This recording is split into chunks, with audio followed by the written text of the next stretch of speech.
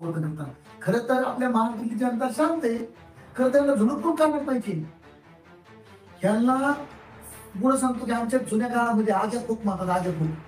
तर हे सगळे जी महापुरुषाबद्दल बोलतात ना, ह्यांना चौकात उभा करायला पाहिजे आणि तो आग्या खोक आणायला पाहिजे, लांब लचकला अंडरपेंट उभा करायला पाहिजे, त्याला धोपटीत आणि त्या खोकानी मारी गावामध्ये घेऊन काढली पाहिजे.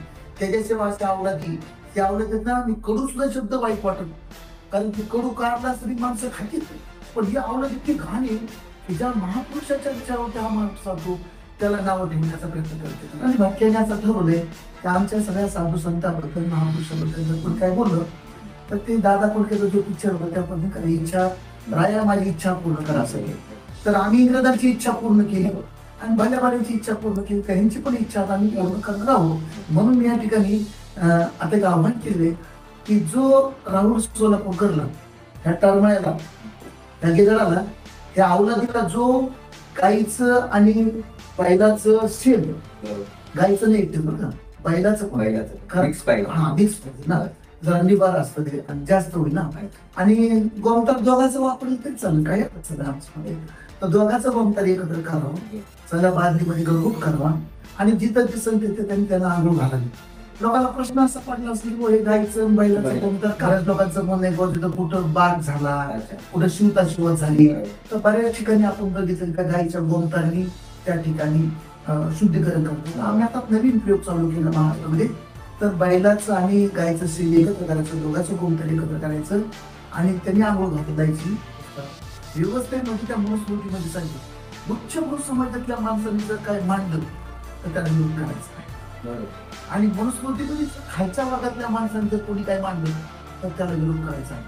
ही जी परंपरा आहे डोक्यामध्ये यांच्या व्यवस्थेने घातलेले जे खूळ आहे ते आजही चालू आहे. आता तर लोकांना वाटतं तर सुरक्षेला झोपून काढ असतं लोकांनी जर तरुणांनी सगळे, आणि हे जर दुसऱ्या समूहाने जर बोलले असते तर त्यांचं घर पेटून दिलं असतं, त्याचा खून केला असता, त्याला मार टाकलं असतं. ही जी व्यवस्था आहे ना, ही व्यवस्था त्यांना गुन्हा. वंचित बहुजन आघाडीच्या वतीने आंदोलन होते. राहुल सोलापूरकरवरती आयपीसीच्या 153 अंतर्गत आणि अॅट्रॉसिटी 318 अंतर्गत गुन्हा दाखल झाला पाहिजे. तो आता आम्ही या ठिकाणी वंचित बहुजन आघाडीच्या वतीने राहुल सोलापूरकरला शासकीय मनोरुग्णालयामध्ये ऍडमिट करण्यासाठी आलेलो आहेत. वंचित बहुजन आघाडी पुणे शहराच्या वतीने त्याचा दवाखान्याचा खर्च पूर्णपणे करणार आहे. घरी जातो आम्ही, पोलिसांना विनंती करतो तुमच्या सोबत घेऊन चला, त्याचा शासकीय मनोरुग्णालयाचा फॉर्म भरूया, नाहीतर आम्ही त्या ठिकाणी जाऊन त्याला रितसर मनोरुग्णालयामध्ये दाखल करणार आहोत. त्याच्याशिवाय इथून आम्ही हटणार नाही. पोलिसांकडून अडवलं जाते, सरकार हमसे डरती है और पुलिस को आगे करती है. पोलीस प्रशासनाला विनंती आहे, हा वारंवार वंचित बहुजन आघाडी हे सत्तेत सहभागी असून सुद्धा या ठिकाणी आंदोलन करतात. वंचित बहुजन आघाडीने सत्तेला कधीच लाथ मारलेली आहे.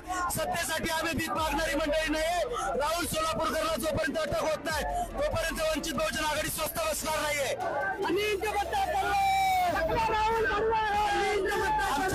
आंदोलन आहेत ते सगळे आमच्या सोबतचे आंदोलक आहेत. वंचित बहुजन आघाडीचे आंदोलक आहेत ते सगळे.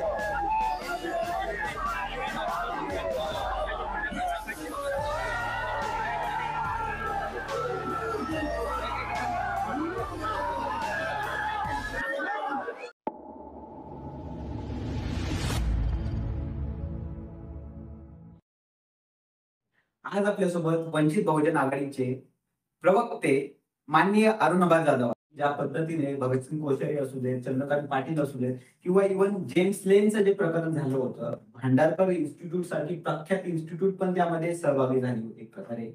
आणि ते प्रकरणाचं जे सत्र आहे ते राहुल सोलापूरकरच्या माध्यमातून संघ पुन्हा सुरू करत आहे का, संघाची मानसिकता काय आहे, संघ कोणता महत्वाचा अजेंडा जो आहे तो लपवू पाहत आहे, जेणेकरून लोकभावनेचा उद्रेक व्हावा, लोकांना सतत इमोशन्स मध्ये अडकून ठेवावं, महापुरुषांची बदनामी करावी. ज्या पद्धतीने डॉक्टर बाबासाहेब आंबेडकर यांच्या पुतळ्यांची तोडफोड झाली, त्याच्यानंतर आता हे नवीन सत्र सुरू होते असं दिसतंय का? खर तर महाराष्ट्रामध्ये सध्या आणि देशामध्ये जे एक वातावरण निर्माण झालेलं आहे, देशामध्ये अशांतता निर्माण करणं, म्हणजे कधी संविधानाच्या माध्यमातून असेल संविधानाचा अपमान करणं, त्याचबरोबर संविधानामध्ये ज्या काही महापुरुषांचा विचार दिलेला आहे त्या महापुरुषांचा अपमान करणं, ही जी प्रवृत्ती आहे ती या देशाला स्वातंत्र्य मिळण्याच्या अगोदरपासून आहे. ज्या ज्या महापुरुषांनी आज देशासाठी कुठल्या ना कुठल्या माध्यमातून जे योगदान दिलेलं आहे, मग छत्रपती शिवाजी महाराज असतील, राजश्री शाहू महाराज असतील, सावित्रीबाई फुले असतील, महात्मा ज्योतिबा फुले असतील, लोकशाहीर अण्णाभाऊ साठे असतील, भारतरत्न डॉक्टर बाबासाहेब आंबेडकर असतील, करमचंद गांधी असतील, अशा अनेक महापुरुष आहेत की ज्यांनी ह्या देशामध्ये एक सामाजिक एकतेचं काम केलंय. त्याच्यामध्ये साधू संत पण आहेत, तुकाराम आहेत, ज्ञानेश्वर आहेत, चोखाण आहे, अशा अनेक साधू संत आहेत. सगळ्यांचा इतिहास जर पाहिला तर आज जी प्रवृत्ती बोलते त्या प्रवृत्तीने ह्याला सुरुवातीपासून विरोध केलेला आहे.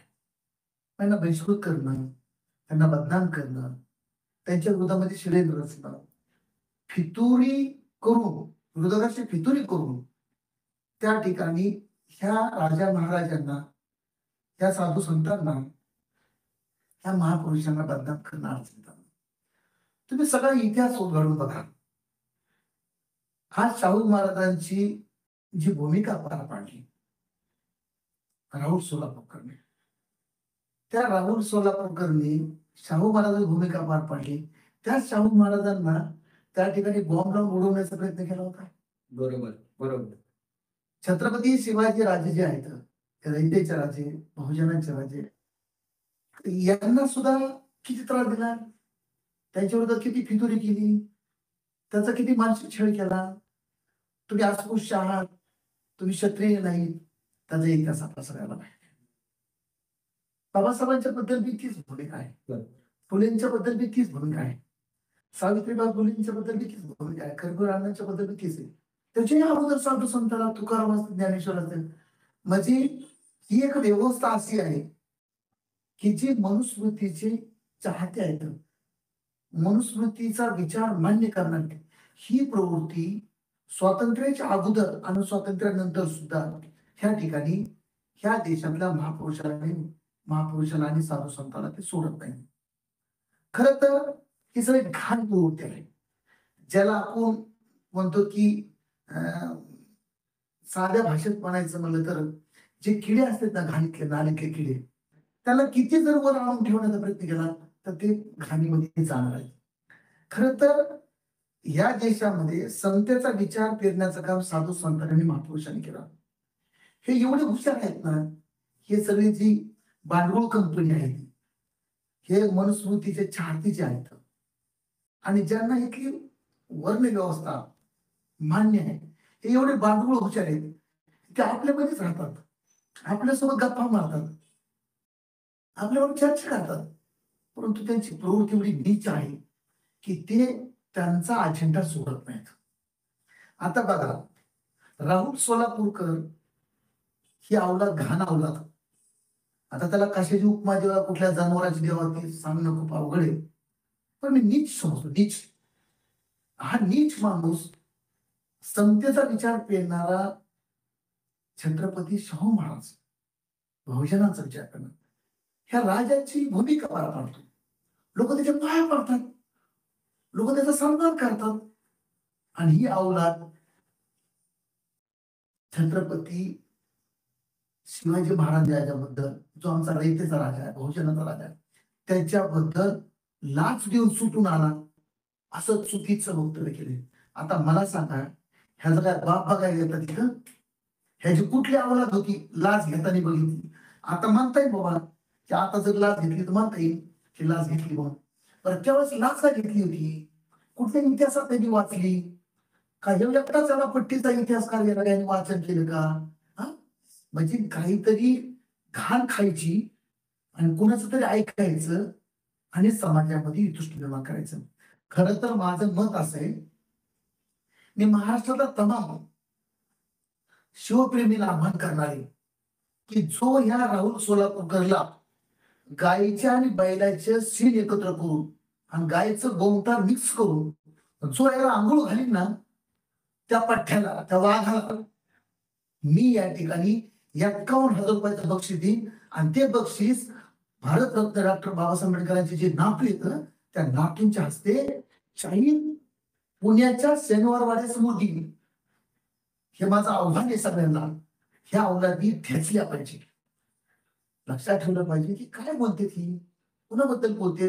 ह्याच्या अगोदर ती बाबासाहेब पुरंदरे. बघा, लाज वाटते हो.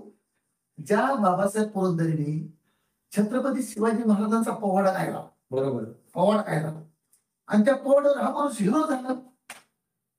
हिरो झाला महाराष्ट्रामध्ये. लोक त्याचा पोवाडा ऐकायची आवडीने. काय लय भारी बोलतो, लय भारी बोलतो म्हणायची. ती पोवाडा गातोय, लाखो रुपये कमवले त्यांनी. परंतु ती व्यावला तशी निचलेली, हलकट निघली. तिने सुद्धा त्या जेम्स लेन मध्ये जाऊन त्या ठिकाणी बाबासाहेबांच्या छत्रपती शिवाजी महाराजांच्या बद्दल चुकीचं लिखाण करण्यासाठी मदत केली. आणि विशेष बघा सगळे की ज्या जेम्स लेनला या बाबासाहेब पुरंदरेंनी काय गोष्टी माहिती दिली, त्याच भांडारकर शाळेमध्ये, त्या रिसर्च सेंटरमध्ये ही राहुल सोलापूरकर आवडा त्याची ट्रस्टी आहे. बरोबर. हा, म्हणजे बाबासाहेब पुरंदरे त्या ठिकाणी जेम्स लेनला मदत करतो. हा, का त्या जेम्स लेनचा आई बाबा इथं झाला नाही का महाराष्ट्रामध्ये? त्या अवला कुठली परदेशात आहे. बरोबर. त्याला कोण खत पाणी घालतं, कोण माहिती देतं? म्हणजे ही एवढी विचार आवडतीची माणसं आहेत ना. इकडं राजाचं नाव घ्यायचं, छत्रपती शिवाजी महाराजांच्या नावाने पावडे गायचे, हा, लोकांकडून पैसे गोळा करायचे, धनदौलत गोळा करायचे, आणि खरा सच्चा शिवाजीचा सैनिक बनायचं, शाहीर बनायचं. बाबासाहेब पुरंदरे, मोठ्या मोठ्या शिवशाहीर बाबासाहेब पुरंदरे. आणि ही आवला त्या जेम्स लेनला माहिती देते. आता ह्यांना काय केलं पाहिजे सांगा तुम्ही? म्हणजे खरं तर सगळ्यात महत्वाची गोष्ट आहे की महाराष्ट्रातली जनतेला ही दिशाभूल करतात. आता शिवाजी महाराजांच्या नावावरती सगळे पक्ष मत मागतात, जय भवानी जय शिवाजी. मग आता माझा प्रश्न असा आहे की जय भवानी जय शिवाजी मानणारे काय गोदाला झोपलेत का? हा, एखादी गोष्ट जर मुस्लिमांच्या बाबतीत जर घडली तर ती नारायण राणेची ती गावाला जायची. हा, ती कुठं शेपूटवर करून पडते ती महाराष्ट्रामध्ये. मग माझा असं मत आता ते नितेश राणे काहीतरी आहे म्हणते त्याला, ती सटाकाची दमच आहे ती, 1.5 फुट्या म्हणतो मी त्याला. त्या 1.5 फुट्याला माझं आव्हान आहे, तू खरा तर हिंदू असन असं जर वाटत असन तर तू का राहुल सुरपूरकरच्या घरावर मोर्चा करीत नाही? बरोबर. का तू बाबासाहेब पुरंदरेचा त्याग करीत नाही? बरोबर. म्हणजे हे बोल घेवडे ते दुसरे संभाजी भिडे तिथं भान करामती माणूशी ते खेड्यापाड्यातल्या आमच्या शाळा बहुजनांच्या पोरांना शिवाजी महाराजांच्या नावावर भडकितो आणि जातीमध्ये दंगली करतात. संभाजी भिडेंना माझी विनंती आहे, तुमचे जेवढे सैनिक घेऊन असतील, तुम्ही खरंच शिवाजी महाराजांचे अनुयायी असताल हा, तर तुम्ही उठावं. आणि ती खोसा खावतात गोव्याचा आपल्या धोत्राचा, तो खावावा. मिठीवर ताव मारून झगडे सैनिक घेऊन त्या राहुल सोलापूरकरच्या घरावरती मोर्चा काढावा. आणि तुम्ही जर बोलणार नसाल, तुम्ही जर मोर्चा काढणार नसाल तर तुम्ही एकाच आवलतीचे आहेत. बरोबर. म्हणजे तुम्ही अंधारातून एक आहेत आणि तुम्ही सगळे बहुवादी विचाराचे पाय काय सातत्याने भारतरत्न डॉक्टर बाबासाहेब आंबेडकर, महात्मा ज्योतिबा फुले, त्याच्यानंतर त्या ठिकाणी छत्रपती शिवाजी महाराज, जे जे महापुरुष आहेत यांच्याबद्दल तुम्ही सगळेजण चुकीचं वर्तन करता. खरं तर आपल्या महाराष्ट्रातली जनता शांत आहे, खरं त्यांना झुलून काढलं पाहिजे. ह्यांना पुढे सांगतो की आमच्या जुन्या काळामध्ये आग्या खोक म्हणतात, आग्या खोक. तो आग्या खोक असतो आणि ते आग्या खोक जो असतो ना तो गोवामध्ये बुडून मारावा लागतो. तर हे सगळे जे महापुरुषाबद्दल बोलतात ना ह्यांना चौकात उभा करायला पाहिजे आणि तो आग्या खोक आणायला पाहिजे, लांबलच तो गोवा बुडवायला पाहिजे आणि ह्यांना अंडरपॅन्ट उभा करायला पाहिजे, ह्यांना धोपटीत आणि त्या खोकानी मारी गावामध्ये मिळून काढली पाहिजे. त्याच्याशिवाय असे आवलादी हे आवलादीत ना मी कडू सुद्धा शब्द वाईट वाटत, कारण की कडू काढला तरी माणसं खातील. पण ही आवडत इतकी घाण आहे की ज्या महापुरुषाच्या विचारावरती हा महाराष्ट्र चालतो त्याला नावं ठेवण्याचा प्रयत्न करते ती. खरं तर मी विचार करतोय गेल्या अनेक दिवसापासून की याच्याबद्दल कोणीच काय बोलत नाही. एवढे साहित्यिक मोठे मोठे महाराष्ट्रामध्ये शिवाजी महाराजांवर लेखन करणारे, सगळ्या महापुरुषावर लेखन, एक सुद्धा शब्द बोलत नाही. एवढे मोठे पक्ष आहेत, ते आकाश शिवाजी महाराज त्या पक्षामध्ये, त्यांचे नाव त्या पक्षाचे आमदार आहेत, खासदार आहेत. एका आमदाराची वळवळ करीत नाही. एखादा आमदार खासदार जाऊन त्यांना काय एखादी पैल लावित नाही किंवा त्याच्या विरोधात मोर्चे काढत नाही, आंदोलन करीत नाही. तिच्या नावाला सैनिक कसे आहेत? ही सगळ्यात महत्वाची दुर्दैवाची गोष्ट आहे. चिंतन करण्यासारखी गोष्ट आहे. ती एक मध्ये ती कोशिंबीर होता ती कोशिंबीर ती बी काहीतरी बोलायचं, त्याला जे आपली चपात्या नाही ते राज्यपाल पण ते काही बोलायचं. सावित्रीबाई फुले बोलत ज्या मातेने इथं महिलांना शिक्षणाचा अधिकार दिला, महिलांसाठी शिक्षणाचे दरवाजे खुले करून दिले, रात्रंदिवस शिक्षणासाठी प्रयत्न केले, ती म्हातारा झाले काय साठेलपणा त्याच्या म्हातारापणामध्ये ती सावित्रीबाई फुलेला नाव ठेवत होती. खरं गेलं त्याच्या तीन तीन डबे घासले पण तिथं काळ कोर्स झालं गेलं निघून ती परत ती अशा अवलादी सत्तेवर बसणार.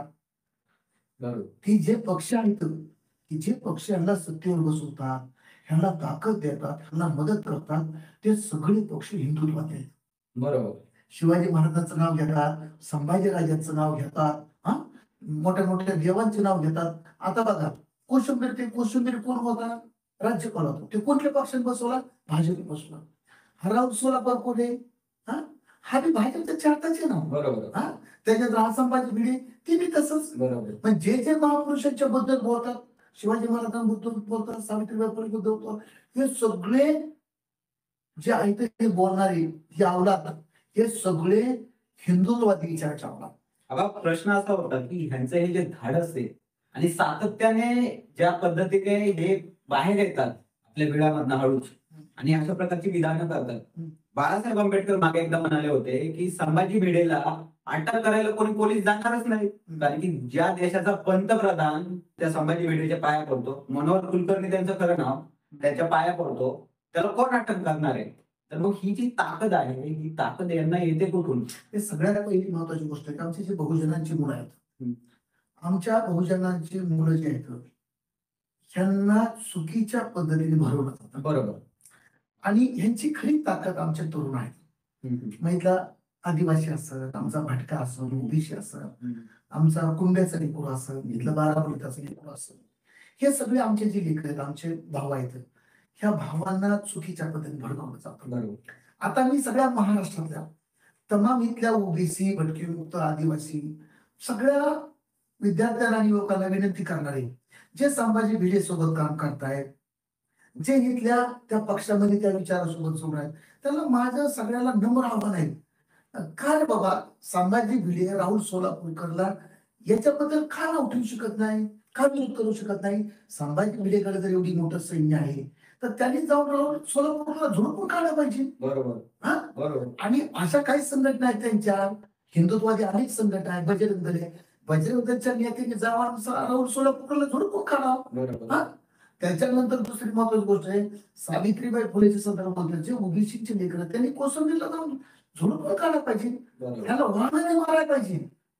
आणि झोडपून काढणारी जी लोक आहेत ती झोडपून कोणाला काढतात की तुम्ही शिवाजीच्या समोर महाराज का म्हणाला नाही, तर अशा कॉमेडियन्स जे असतात, स्टँडअप कॉमेडी जे करतात, ज्यांच्या मागे काही सत्ताबळ नाहीये त्यांना झोडपून काढतात. परंतु ज्यावेळेस ज्या व्यक्तीच्या मागे असं सत्ताबळ आहे, बीजेपी त्याच्या मागे बीजेपीचा हात आहे राहुल सोलापूरचा, तर त्याला हात सुद्धा नख सुद्धा लावू शकत नाही. एक सगळ्यात पहिली महत्वाची गोष्ट अशी की हे सगळे माणसांचे डोके बधीर झालेत, ह्यांचे डोक्यातले जो भेजा आहे मेंदू हा घाण ठेवला आहे. त्याचं कारण असं आहे की जर घाण ठेवला नसता तर राहुल सोलापूरकरला लोकांनी झोडपून काढला असतं. बरोबर. हजारोचे लाखोचे मोर्चे निघले असते. बरोबर. आज पुण्यामध्ये ज्या ठिकाणी तो राहतो शोधून शोधून त्याला मारला असतो, लोकांनी झोडपून काढला असतो. पण हे जे भेजे घाण ठेवली त्याचं कारण असं आहे की व्यवस्था आहे ना, व्यवस्थेमध्ये त्या मनुस्मृतीमध्ये सांगितलं उच्च समाजातल्या माणसाने जर काय मांडलं तर त्याला विरोध करायचा पाहिजे. बरोबर. आणि मनुस्मृतीमध्ये खालच्या वर्गातल्या माणसाने जर कोणी काय मांडलं तर त्याला विरोध करायचा. ही जी परंपरा आहे डोक्यामध्ये यांच्या व्यवस्थेने घातलेलं जे खूळ आहे ते आजही चालू आहे. आता जर लोकांना वाटतं तर राहुल सोलापूरला झोडपून काढ असं लोकांनी जर तरुणांनी सगळे, आणि हे जर दुसऱ्या समूहाने जर बोलले असते तर त्याचं घर पेटून दिलं असतं, त्याचा खून केला असता, त्याला मारून टाकलं असतं. ही जी व्यवस्था आहे ना, ही व्यवस्था त्यांना गुलाम करते आहे. आणि झाले असं अलीकडच्या काळामध्ये ही टेस्ट आहे, टेस्ट आहे, हे टेस्ट करतात. आता कधी आता यातच नाही शिवाजी महाराजांवरती अनेक वेळेस बोलली. मग हे शिवाजी महाराजांचे मला कळत असं शिवाजी महाराजांच्या बद्दलची बोलण्याची दुसरी तिसरी पद्धत आहे. बरोबर. म्हणजे जेम्स लिन बोलला. बरोबर. आता ती राज ठाकरे ते जेम्स लिन त्या बद्दल जाऊन तिथं शिवाजी महाराजांबद्दल चुकीचं भूमिका मांडली, लिखाण केलं. तर राज ठाकरे एवढा पठ्ठा भारी आहे इतकं गप्पा मारतो, इतकं मोठे मोठे बोलतो, इतकं भारी भारी बोलतो ते पोपटासारखं. आणि त्याचा गुरु कोण? बाबासाहेब पुरंदरे. बरोबर बरोबर. सांगा कुठे तोंडात मारायची आणि कुणाला सांगायची? म्हणजे हा राज ठाकरे छत्रपती शिवाजी महाराजांना राजा म्हणतो आणि इकडे त्यांना नाव ठेवणारा माणूस बाबासाहेब पुरंदरे जो जेम्स लीला माहिती देतो तो त्याचा गुरु. आणि कुठलं काय चाललंय ही सगळी आता हे हे लोक घाण करणारे आणि साध्या भाषेत म्हणायचं म्हणलं तर हे मूर्ख बनवणारे काही नाही. हे सगळ्या मशनी मूर्ख बनवणार मशनी आहेत. आपल्याकडे वेगवेगळ्या मशनी असेल ना तर ह्या सगळ्या मशनी मूर्ख बनवणे इथल्या बहुजनांच्या लोकांना, इथल्या कष्टकऱ्यांना, इथल्या भटक्यांना, इथल्या आदिवासींना ह्या ज्या मशनी आहेत ना ही मशीनच आहे. समाज भिडे मशीनच आहे. ही चुंद्र बनवणारी मशीन, मूर्ख बनवणारी. त्याच्यापैकी आता एक मशीन आली राहुल सोलापूरकर. हे प्रोडक्ट कुणाचं आहे माहिती आहे तुम्हाला? बरोबर. आता हे जर राहुल सोलापूरकर आणि संघाचे सरसंघचालक ते जर ही एकत्र जेवत असतील, गप्पा मारत असतील तर काय ते संभाजी भिडे जाऊन त्या सरसंघचालकाला भेटली होती. हे मला एक लक्ष देत नाही महाराष्ट्रामध्ये की इथल्या बहुजनातल्या लोकांनी सगळ्या गोष्टी बोलल्या पाहिजे. बरोबर आहे. आणि गप्पा नाही मारल्या पाहिजे, प्रत्यक्षात बोललं पाहिजे. माझं असं मत आहे की इथल्या सगळ्या तरुणांनी हे जे लोक असे बोलतात ना तर ह्यांना जरा सरळ केलं पाहिजे. ह्यांना जसं सरळ केलं पाहिजे. जसं आंबेडकरी चळवळीमध्ये बाबासाहेबांच्या बद्दल, फुलेंच्या बद्दल, शाहूच्या बद्दल, अण्णाभाऊ साठेच्या बद्दल, छत्रपती शिवाजी महाराजांच्या बद्दल जर कोणी बोललं, इव्हन छत्रपती शिवाजी महाराजांबद्दल जर कोणी बोललो तर हे सगळे पुरोगामी विचाराचे जे माणसं आहेत, विशेषतः आंबेडकर चळवळीची माणसं, हे माणसाला ठोकून काढतात. बरोबर. म्हणजे मराठा सेवा संघाचे कार्यकर्ते, संभाजी ब्रिगेडचे कार्यकर्ते खूप ताकदीने काम करायचे. म्हणजे त्यांच्या कामाचं कौतुकच आहे. आज मी बऱ्याच जणांना त्याच्याबद्दल प्रतिक्रिया पण दिली, तो अभिमान वाटतो आहे. तर खरंच त्यांचं अभिनंदन.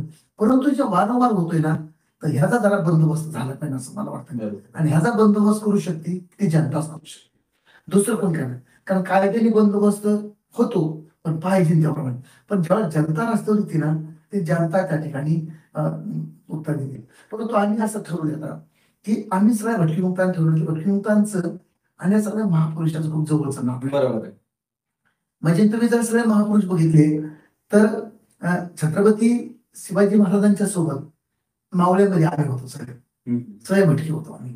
त्याचा इतिहास पण सांगतो.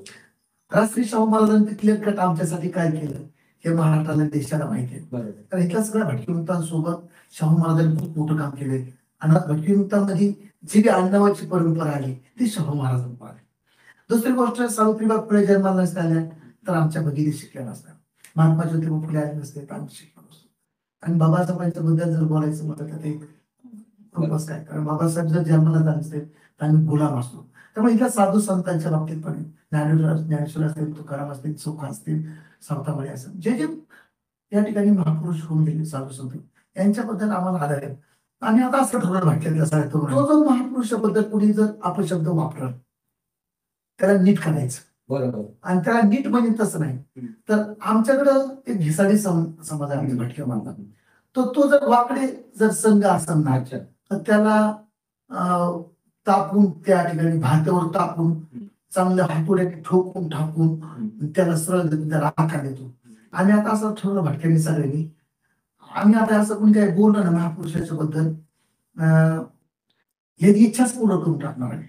अच्छा. हा, ते मराठीमध्ये पिक्चर मध्ये ते गाणं आहे ना, इच्छा माझी पुरी करा, दादा पुलकेचं गाणं की राया माझी इच्छा पूर्ण करा. तर आम्ही आता भटक्यांनी असं ठरवलं की जो मी महापुरुषाबद्दल काय बोललो ना त्याची इच्छाच पूर्ण करायची. आणि त्याची इच्छा जी आहे ना तर आमच्या भटके माणसं कशी इच्छा पूर्ण करायची त्याला चांगली माहिती आहे, त्याला अनुभव आहे. कारण अनेक दिवस इकडची पण इच्छा पूर्ण केली आहे. त्याच्यामुळे हे जे तरमाळे आहेत ना हे यांना जरी 1 दिसला तरी पळून जाते, 5 दिसला तरी पळून जाते. तर आम्ही भटक्याने असं ठरवलंय की आमच्या सगळ्या साधू संतांबद्दल, महापुरुषाबद्दल जर कोणी काय बोललं तर ते दादा कोडकेचा जो पिक्चर होता त्या पद्धतीने इच्छा राया माझी इच्छा पूर्ण करा असं केलं. तर आम्ही इंग्रजांची इच्छा पूर्ण केली आणि भल्याबाड्यांची इच्छा पूर्ण केली, तर ह्यांची पण इच्छा आम्ही पूर्ण करणार आहोत. म्हणून मी या ठिकाणी आता एक आव्हान केले की जो राहुल सोलापूरकरला, ह्या टरमळ्याला, ह्या गेगडाला, ह्या अवलादीला जो गाईचं आणि बैलाचं शेड, गाईचं नाही बरं का, बैलाचं मिक्स पाहिजे. हा मिक्स पाहिजे ना, जरांडी बार असतं ते आणि जास्त होईल ना. आणि गोमतार दोघांचं वापरलं तरी चालेल, काही अडचण नाही आमच्यामध्ये. तर दोघांचं गोमतार एकत्र करावं, सगळ्या बादलीमध्ये गरगूट करावा आणि जिथं दिसन तिथे त्यांनी त्याला आंघोळ घालावी. लोकांना प्रश्न असा पडला असेल की हे गाईचं आणि बैलाचं गोमतार काय आहे, तर जरा थोडं शुद्ध करू ना. कारण जसं बऱ्याच लोकांचं म्हणणं आहे की तिथं कुठं बाग झाला, कुठं शिवता शिवत झाली, तर बऱ्याच ठिकाणी आपण बघितलं का गाईच्या गोमतारनी त्या ठिकाणी शुद्धीकरण करतात. आम्ही आता नवीन प्रयोग चालू केला महाराष्ट्रामध्ये. तर बैलाचं आणि गायचं शेण एकत्र करायचं, दोघांचं गोमतार एकत्र करायचं आणि त्यांनी आंघोळ घालायची. आणि त्याची पहिली सुरुवात त्या ठिकाणी जो आमचा सैनिक आहे, मग तो छत्रपती शिवाजी महाराजांना मानणारा सैनिक असन, तो राजश्री शाहू महाराजांना मानणारा सैनिक असन, जो साधू संतांच्या विचाराला मानणारा सैनिक असन, मग तो चोख्याचा सैनिक असन, तुकारामाचा असन, ज्ञानेश्वराचा असन, आमच्या कर्णपात्राचा असन, आणि भारतरत्न डॉक्टर बाबासाहेब आंबेडकरांचा सैनिक असन, किंवा उमाजी नाईक तांतेगलाचा सैनिक असन, काय अडचण नाही. ते जो बी सैनिक जाऊन त्याला सोलापूरला टरमायला जिथे आंघोळ घाली ना, त्याला 51,000 रुपये आणि पुण्याच्या शनिवारवाड पुढे देणार आहोत. आणि तो जो पुरस्कार आहे, तो जो सन्मान आहे, ते भारतरत्न डॉक्टर बाबासाहेब आंबेडकरांचे जे नातू आहेत आदरणीय डॉक्टर बाबासाहेब आंबेडकरांच्या वतीने दिलं जाईल, असं या ठिकाणी आजच्या मुलाखतीमध्ये मी तुमच्या सगळ्या समोर जाहीर करतो. आणि आता इथून तुला सगळ्या ह्या बदमाश लोकांना, ह्या नालायक लोकांना, ह्या घाणीतल्या किड्या लावणे की आता तुमचा कार्यकाल जास्त दिवस नाही. बरोबर. कारण तुम्ही बोलता ठिकाणी करतात. कारण तुमची वागणूक, तुमचं बोलणं, इकडे शिवाजी महाराजांच्या नावाने छाती बदलायची आणि दुसऱ्या साईडला महाराजांचा अपमान करायचा. आणि आमच्याकडे म्हणे किती तोंडात बोळा घालून का बसायचं, काय बोलायचं नाही असं ना. राजांचा अपमान होतोय तरी काय काय जणांनी स्टेजवर भाषण करणारे, ऐसा करेंगे वैसा करेंगे, हिंदू खतरे में. आता कुठे गेले ते हिंदू खतरे में? आता शिवाजी महाराजच त्यांच्याबद्दल बदनाम करतात, एक शब्द पण बोलत नाही. तर काय एका तोंडात काय बोळा घातले का कोणी, का दुसरं काय घातलंय समजत नाहीये. त्याच्यामुळे आता आम्ही ठरवलंय की आता कोणाची वाट बघणार नाही, आता मी भटके बाहेर येणार आणि बाळासाहेबांचा आदेश घेऊन ह्यांना चांगल्या पद्धतीने झोडपून काढणार. आणि आमचं भटक्याचं झोडपणं जे ना ते कोणाला परवडणार नाही. आणि त्याचं नेतृत्व मी ॲडव्होकेट डॉक्टर अरुण जाधव करणार. आणि इथून पुढे सगळ्या असल्या नालायक प्रवृत्तीला आमचा इशारा आहे की तुमची आणि आमची गाठ आहे. आता आम्ही बघितलं, ऐकलं, आता जरा थोडं शहाणे बना आणि शांत व्हा आणि नीट चला, नाही तर कमरात लाथी घातल्याशिवाय आम्ही राहणार नाही. तर आम्ही आदरणीय बाळासाहेब आंबेडकरांचे सैनिक आहोत आणि या सगळ्या महापुरुषांचा आम्ही पाईक आहोत. आम्हाला सहन होत नाही गोष्ट ही नालायक प्रवृत्ती अधून मधून लोक करतात. ही टेस्ट आहे तर ह्यांची टेस्ट त्या दिवसांनी चालून देणार नाही. कधी संविधानावर आहे टेस्ट, कधी ह्या ठिकाणी महापुरुष होते, नालायक होते, नालायक. अत्यंत महत्वपूर्ण घोषणा केलेली आहे वंचित बहुजन आघाडीचे प्रवक्ते ऍडव्होकेट डॉक्टर अरुण आबा जाधव यांनी. आणि ज्या पद्धतीने त्यांनी सांगितलेलं आहे ती पद्धत मात्र विसरू नका. गाईचं आणि बैलाचं दोघांचं शेण असलं पाहिजे आणि मूत्र सुद्धा दोघांचं चालेल. आणि त्याचं जे गरगट आहे त्यांनी जो कोणी राहून सोलापूरकडे अंबळ घालेल त्याला 51,000चं जे बक्षीस आहे ते शनिवार वाड्यासमोर आपण देणार आहोत. बाळासाहेब आंबेडकरांच्या हस्ते देणार आहोत. हे सर्वात महत्वाचं आहे. बाळासाहेब आंबेडकर यांनी स्वतः कोर्ट चढवून न्यायालयीन लढाई लढत आहेत. इलेक्शन कमिशनच्या पारदर्शकतेचा जो अभाव होता महाराष्ट्र विधानसभा निवडणुकीमध्ये त्याच्या विरुद्ध, आणि एक प्रकारे त्याच्यामध्ये विजय सुद्धा झालेला आहे की एक स्मॉल विक्ट्री जी म्हणता येईल ती भेटलेली आहे. कारण की न्यायालयाने आदेश दिलेला आहे निवडणूक आयोगाला की तुम्ही तो जो डेटा आहे ते जे टोकन वाटले होते त्याचा डेटा आणि व्हिडिओ चित्रीकरण केलं आहे का तो डेटा तो दिला पाहिजे. तर तो दिला नाहीये, म्हणजे ते 2 आठवड्यामध्ये देणार आहे. परंतु या मुद्द्यापासून लक्ष भटकवण्यासाठी सुद्धा ही एक चाल आहे का? बिलकुल. सगळ्यात पहिली महत्वाची गोष्ट की मी आधीवाला एक गोष्ट सांगू सगळ्याची समज की भारतरत्न डॉक्टर बाबासाहेब आंबेडकरांनी सुद्धा 7 समुद्राच्या पलीकडे जाऊन या भारताची वकिली केलेली आहे. भारताचं महत्व सांगितलेलं आहे. आणि भारत एक देश कसा आहे या संदर्भात बाबासाहेब आंबेडकरांनी सुद्धा त्या ठिकाणी देशाच्या बद्दलची, भारताच्या बद्दलची वकिली केलेली, भारताच्या बद्दल. बरोबर. आणि त्यांचेच नातू त्यावेळेस भारत पारतंत्र्यात होता तरी बाबासाहेब आंबेडकर भारताचं प्रतिनिधित्व करत होते, बरोबर. भूमिका मांडत होते, देशाची बरोबर. वकिली करत होते. बरोबर. आणि आज तोच देश स्वातंत्र्यामध्ये बाबासाहेबांनी भूमिका मांडली आणि स्वातंत्र्यामध्ये आज देश संकटात आहे. Round table conference Yes. म्हणजे बाबासाहेबांचा तो इतिहास आहे. बाबासाहेबांनी तिथं जाऊन त्या ठिकाणी भारताची भूमिका मांडली आणि त्यांचेच नातू आदरणीय ॲडव्होकेट बाबासाहेब आंबेडकर साहेब ह्या ठिकाणी आज भारत अडचणीत आहे. बरोबर आहे. आणि पुन्हा एकदा अडचणीत असणाऱ्या देशाची वकिली धाडसाने आणि स्वतः काळात कोट घालून त्या ठिकाणी आज मुंबईच्या हायकोर्टामध्ये ते करत आहेत. हे जगातलं पहिलं उदाहरण आहे. म्हणजे आज जे लढले ते भारतासाठी लढले आणि आज नातू सुद्धा त्या भारतासाठी लढतात. जगात भारतावरती संकट येतं हे सांगतात ना की ते संकट आल्यानंतर कोणतरी जन्म घेतं. तर हे सगळ्या लबाडे संकट आलं कोणी जन्म घेत नाही. त्यावेळेस बाबासाहेब आंबेडकर जन्माला आले आणि आता बाळासाहेब आंबेडकर जन्माला आले. हे बाकीचे जे गप्पा मारतात नाही 15 जे आहेत ना हे काय करीत नाही देशासाठी मी गप्पा मारतात. कारण त्यावेळेस यांनी इंग्रजांची गुलामी केली. बाबासाहेब आंबेडकर देशाची मालकी करत होते, देशाची वकील करत होते. आणि आज मी हे जे कारमाळे आहेत ना ह्यांना देश शिकवून टाकायचं. हे भांडवलदारांचे गुलाम आहेत. हे रखेल आहेत भांडवलदारांचे. आज ते त्यांची गुलामी करतात. बाळासाहेब आंबेडकर ह्या तमाम भारतातल्या लोकांचा प्रतिनिधित्व करतायत की त्याला दिसतंय की हा भारत संकटात आहे. बरोबर. हे संविधान संकटात आहे. हे कुठेही होत नाहीये आणि ते बाळासाहेब करतायत. बाळासाहेबांनी पूर्ण भारताला सगळ्या न्याय व्यवस्थेला चॅलेंज केलं आणि एकमेव आदरणीय बाळासाहेब आंबेडकर ह्यांनी चिरफाड केली. चिरफाड बरोबर. जशी पोस्टमार्टम करतात ना माणसाची मेल्यानंतर तशी आदरणीय बाळासाहेब आंबेडकरांनी इथल्या व्यवस्थेची चिरफाड केली बाबासाहेबांच्या नंतर. आणि त्यांनी काय गडबड आहे मशीनची तर ती त्या ठिकाणी स्पष्ट करून दिली. फक्त मला एक आजच्या मुलाखतीतून एक सांगायचं की हे काय मध्ये ही आघाडीतले माणसं लोकशाही आघाडीतले माणसं काय गप्पा मारत होते हो. बरोबर. काय बोलत होते फार छाती बदलून बोलत होते. एवढे पक्ष तेवढे पक्ष आम्हाला काय दिसलंच. मला असं वाटलं होतं की हे जाणते राजे तर शरद पवार साहेब तर आता ते काहीतरी म्हणतील की बाबा बाळासाहेब आंबेडकर साहेबांनी खूप चांगलं काम केलं. युएनचा मुद्दा चांगला उचलून धरलाय. ते उद्धव ठाकरे बोलतील त्याच्यानंतर दुसरा काँग्रेसवाले. तर ह्यांनी काय गप्पडीच्या गोळ्या खाल्ल्या का भीती का काय कोणी दम दिलाय चहा पिणे मोदींनी काय समजायला नाही. कारण ज्या पद्धतीने निवडणूक झाली तर विधानसभेची किती कारभार केला त्यांनी. अरे बापरे काय आरडाओरड केली. अपरिषद झाली होती ती. मशीनमुळे आम्ही हारलो मशीनमुळे हारलो आणि काय गप्पा मारल्या. आणि आता बाळासाहेब बोलले बाळासाहेबांनी ती सुरुवात केली. बाळासाहेबांनी त्याला ओपन केलं सगळं निवडणूक आयोगाला. खरं खोटं मांडलं सगळ्याच्या चांगले ते स्पष्टीकरण दिलं. ह्यांच्या थोबडं बंद झालं. हे का बोलत नाही.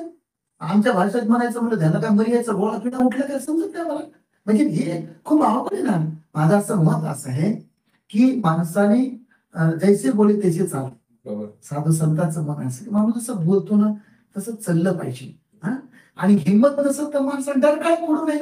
मोकळा गप्पा मारू नये की माणूस यायच्या अगोदर त्या ऊसाच्या बाहेर यायचं डर काय पडायचं आणि माणूस दिसलं की आपण पळून जायचं लपून बसायचं. तर मला असं वाटतं की असं चालत नाही. रस्त्यावरच्या लढाया न भीता घडल्या पाहिजे. बरोबर न भीता. किती वकील येतात एवढे मोठे वकील आहेत किती नाव तर घेतले निर्भय बनववाले मध्ये येत असतात. वकिलाची एवढी मोठी लाईन आहे ना तर या काही वकिलांनी मला वाटतं काही वकिलांनी दाखल केली त्याच्यामध्ये. परंतु ज्या पद्धतीने बाळासाहेबांनी जो हातोडा मारला त्या हातोड्याने पूर्णपणे हा देश हादरला आणि देशातली सगळी न्यायव्यवस्था सुद्धा हादरली. खरंच काय साहेबांनी केलं आणि ह्याची सगळी चर्चा चालली. परंतु आपल्याकडे एक म्हणी आहे की कसं मान्य करायचं. ते बाळासाहेबांचं ना आणि बाळासाहेबांच्या नाव जर जय जयकार केला बाळासाहेबांचे नाव चिरचिटी मोठे होते. खरं तर ते ह्यांच्या म्हणण्याने काय बाळासाहेब थांबवता येतं आणि ह्यांच्या म्हणण्याने काय बाळासाहेब कुठलं आंदोलन थांबवता येतं. एकमेव नेते आहेत हे चॅलेंज करू शकतात आव्हान करू शकतात आणि अंगावर पण करू शकतात. एकमेव नेते इथल्या देशासाठी भारतासाठी जेव्हा भारतावर संकट येईल त्यावेळेस भारतरत्न डॉक्टर बाबासाहेब आंबेडकर ज्या पद्धतीने विचार करायचे त्याच पद्धतीने विचार त्यांचे नातू आदरणीय बाळासाहेब आंबेडकर करत आहेत. आणि ज्यावेळेस इथल्या गोरगरीब कष्टकरी लोकांवरती संकट येतं त्यावेळेस बाळासाहेब रस्त्यावरती भूमिका मांडतात.